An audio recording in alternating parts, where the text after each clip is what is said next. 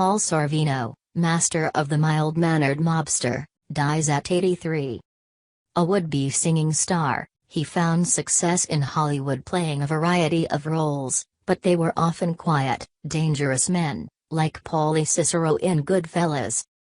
Paul Sorvino, the tough guy actor, and operatic tenor and figurative sculptor, known for his roles as calm and often courteously quiet but dangerous men in films like Goodfellas and television shows like Law and Order, died on Monday. He was 83. His publicist, Roger Neal, confirmed the death, at the Mayo Clinic in Jacksonville, Florida. No specific cause was given, but Mr. Neal said that Mr. Sorvino had dealt with health issues over the past few years. Mr. Sorvino was the father of Mira Sorvino, who won a Best Supporting Actress Oscar for Woody Allen's Mighty Aphrodite, 1995. In her acceptance speech, she said her father had taught me everything I know about acting. Goodfellas, 1990, Martin Scorsese's acclaimed mafia epic, came along when Mr. Sorvino was 50 and decades into his film career. His character, Paulie Cicero, was a local mob boss, lumbering, soft-spoken and ice-cold.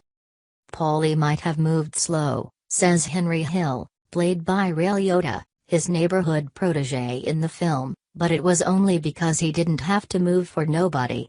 Mr. Liotta died in May at 67.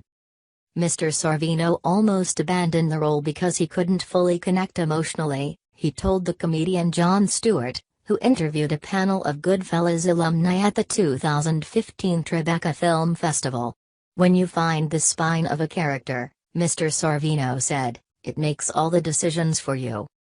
That didn't happen, he recalled, until one day when he was adjusting his necktie, looked in the mirror and saw something in his own eyes. When he saw what he called that lethal Paulie look, Mr. Sorvino told the Lowcountry Weekly, a South Carolina publication, in 2019, I knew at that moment I had embraced my inner mob boss.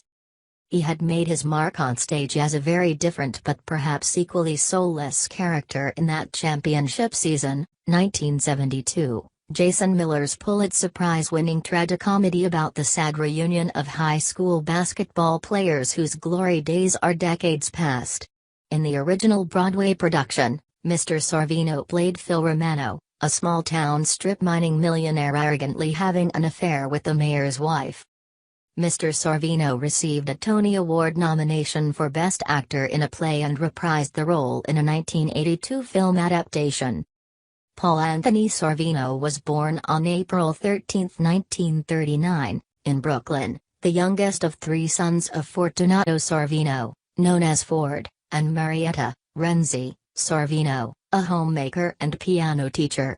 The elder Mr. Sorvino, a robe factory foreman, was born in Naples, Italy, and emigrated to New York with his parents in 1907.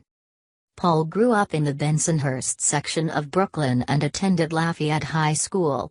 His original career dream was to sing. He idolized the Italian-American tenor and actor Mario Lanza, and he began taking voice lessons when he was 8 years old or so. In the late 1950s, he began performing at Catskills resorts and charity events. In 1963, he received his Actors Equity Card as a chorus member in South Pacific and the Student Prince at the theater at Westbury on Long Island. That same year, he began studying drama at the American Musical and Dramatic Academy in New York. Acting jobs were elusive. Mr. Sorvino's Broadway debut, in the chorus of the musical Bidger, 1964, lasted almost 7 months, but his next show, the comedy Mating Dance, 1965, starring Van Johnson, closed on opening night. Mr. Sorvino worked as a waiter and a bartender, sold cars, taught acting to children and appeared in commercials for deodorant and tomato sauce.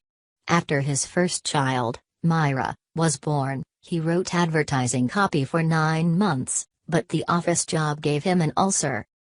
Most of the time I was just another out-of-work actor who couldn't get arrested, he told the New York Times in 1972. I had confidence in my ability, and I was angry as hell when other people didn't recognize it. Then his luck changed. He made his film debut in Where's Papa? 1970, a dark comedy directed by Carl Reiner, in a small role as a retirement homeowner. Then that championship season came along, starting with the off-Broadway production at the Public Theater. The film role that first won him major attention was as Joseph Bologna's grouchy Italian-American father in Made for Each Other, 1971. Mr. Sorvino, almost 5 years younger than Mr. Bologna, wore old-age makeup for the role. He appeared next as a New Yorker robbed by a prostitute in The Panic in Needle Park, 1972, but did not fall victim to the cops and gangsters stereotype right away. In 1973, he was George Siegel's movie producer friend in A Touch of Class and a mysterious government agent in The Day of the Dolphin. Mr. Sorvino later played an egotistic, money-hungry evangelist with a southern accent in the comedy Oh, God! 1977, and God himself in The Devil's Carnival, 2012, and its 2015 sequel. He was a down-to-earth newspaper reporter in love with a ballerina in Slow Dancing in the Big City, 1978. In Reds, 1981, he was a passionate Russian-American communist leader just before the Bolshevik Revolution. He was Secretary of State Henry Kissinger, complete with German accent, in Oliver Stone's Nixon, 1995. And he played Fulgencio Capulet, Juliet's intense father with an ancient grudge, in Baz Luhrmann's Romeo plus Juliet, 1996. But in a half-century screen career, Mr. Sorvino's characters were often on the wrong side of the law. He played, among others, Chubby DeCoco, Blood Brothers, 1978, Lips Manlis, Dick Tracy, 1980, Big Mike Cicero, How Sweet It Is, 2013, Jimmy Scambino, Sicilian Vampire, 2015, and Fat Tony Salerno, Kill the Irishman, 2011. And in at least 20 roles, he played law officers with titles like detective, captain or chief. For one season, 1991-92, he was Sergeant Phil Chiretta on NBC's Law and Order, but he found the shooting schedule too demanding and difficult on his voice. Mr. Sorvino continued to sing professionally, making his city opera debut in Frank Loesser's The Most Happy Fella in 2006. His personal life sometimes reinforced his tough guy image. Most recently, in 2018, when the movie mogul Harvey Weinstein was on trial for criminal sexual acts, and Mira Sorvino had accused him of harassment, Mr. Sorvino predicted that Mr. Weinstein would die in jail. Because if not, he has to meet me, and I will kill thee, expletive deleted, real simple, Mr. Sorvino said in a widely aired video interview. 4 months later, Mr. Weinstein was sentenced to 23 years in prison. Mr. Sorvino's final screen roles were in 2019. He played a corrupt senator in Welcome to Acapulco, a spy comedy film, and the crime boss Frank Costello in the epic series Godfather of Harlem. Image. He married Lorraine Davis, an actress, in 1966, and they had 3 children before divorcing in 1988.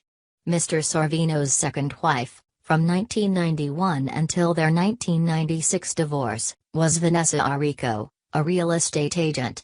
He married Dee Dee Benke, a Republican political strategist, in 2014.